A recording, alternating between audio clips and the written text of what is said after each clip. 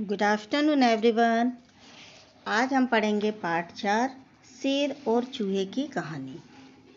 ठीक है, सब अपनी हिंदी की बुक ओपन करिए, निकालिए पाठ 4 पेज नंबर 15 मतलब पेज नंबर 15 आपको निकालना है। चलिए, हो गई सभी की बुक ओपन।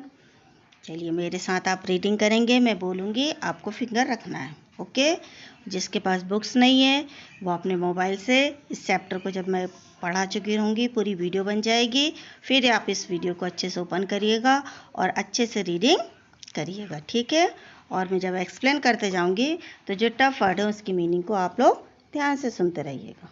ठीक है, तो हम पढ़ेंगे आज पाठ 4 शेर और चूहा। एक जंगल में एक शेर रहता था। वह जंगल का राजा था। सभी को मालूम है जंगल का राजा कौन होता है? शेर होता है। अब जंगल का राजा शेर क्यों होता है? क्योंकि शेर एक सबसे विशाल जानवर होता है और सबसे ताकतवर होता है, इसलिए वो जंगल का राजा होता है और सबसे चतुर और चालाक और समझदार होता है। जिस प्रकार की, जैसे देखो, हमारे देश में या हमारे गांव में कोई जो मुखिया बनता है या जो बड़ा रहता है, तो वो मुखिया क्यों बनता है? अपनी योग्यता के आधार पर, इसलिए उसको सबसे ऊंचा पद दिया जाता है। इसी प्रकार जंगल में भी शेर एक क्या है? बहुत विशाल और एक ताकतवर जानवर है, इसलिए इसको जंगल का राजा माना जाता है। ठीक है, तो वो क्या था? जंगल का राजा था। सभी जानवर उसकी प्रजा थे और जंगल का राजा तो वो था।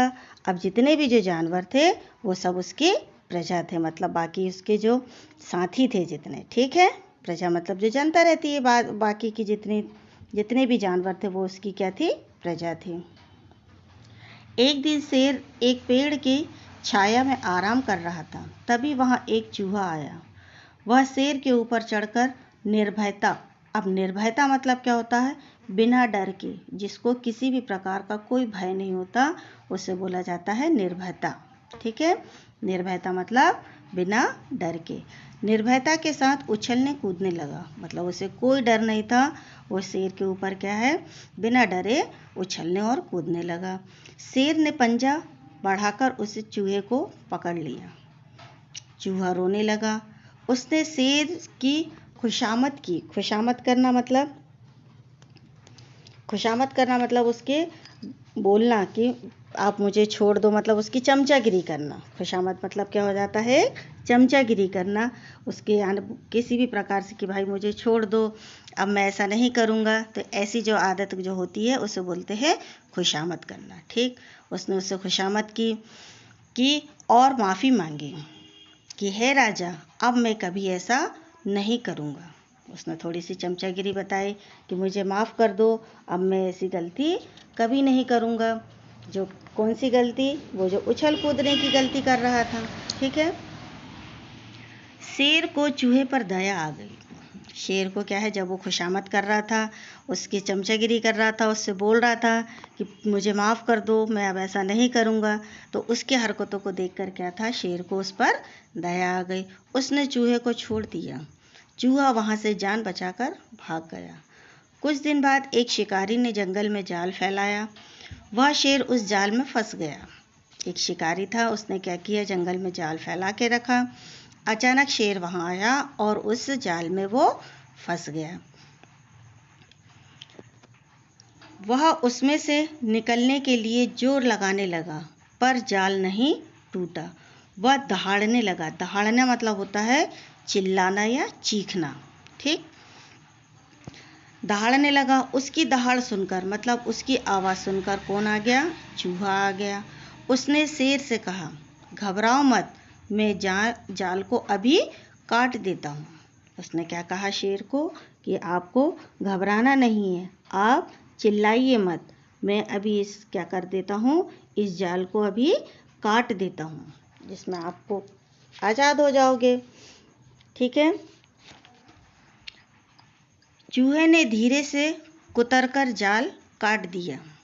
अब देखा है आपने, चूहे के दांत छोटे छोटे होते हैं मगर बहुत ही नुकीले होते हैं और बहुत तेज होते हैं, और काटने में तो वो माहिर होते हैं। तो अब उन्होंने क्या किया? उस जाल को धीरे धीरे क्या किया? उस चूहे ने उस जाल को काट दिया। चलिए पेज पलटाइए।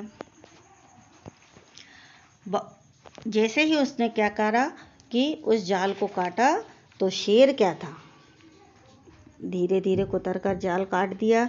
अब शेर जाल से क्या हो गया, बाहर आकर आज़ाद हो गया। उसने चूहे को धन्यवाद दिया, मतलब उसने धन्यवाद देना मतलब क्या होता है, अपन उसकी जो उसने उस कार्य को किया है तो हम उसको थैंक्स बोलते हैं कि नहीं, धन्यवाद देना। तो अब चूहे ने यानी उसने चूहे को धन्यवाद दिए। चूहे ने कहा, शेर राजा, एक दिन तुमने मेरी जान छोड़ दी थी, आज मैंने तुम्हारी जान बचाकर तुम्हारे पर उपकार किया। उपकार करना मतलब उस कर्ज को उतारना, उस काम को पूरा करना और भलाई करना। ठीक, उपकार करना मतलब उसकी मदद करना या उसकी भलाई करना। तो मैंने कोई नया काम तो किया नहीं है, एक दिन आपने मेरी जान बचाई और आज मैंने आपकी जान बचा दी। बदला चुका दिया, मतलब तुम्हारे उपकार का बदला है, जो तुमने मुझ पर उपकार किया था ना, उस दिन मेरी जान बचाई थी, ऐसे ही मैंने उस बदले को आज चुका दिया। इसके बाद वह दोनों मित्र बन गए। ठीक, अब इस चैप्टर को पढ़ के क्या समझ में आया आपको कि हमें हमेशा एक दूसरे की मदद करनी चाहिए। ठीक, कभी किसी को नुकसान नहीं पहुंचाना चाहिए। जब हम एक दूसरे की हेल्प करते हैं, मदद करते हैं, तो हमारे में क्या है, आपस में एक मित्रता बन जाती है। तो इसलिए हमें भी सभी की मदद करनी चाहिए, उनकी सहायता करना चाहिए। ठीक है, समझ में आ गया आपको? चलिए ओके, कल हम इसकी एक्सरसाइज पढ़ते हैं। ठीक है, गुड बाय।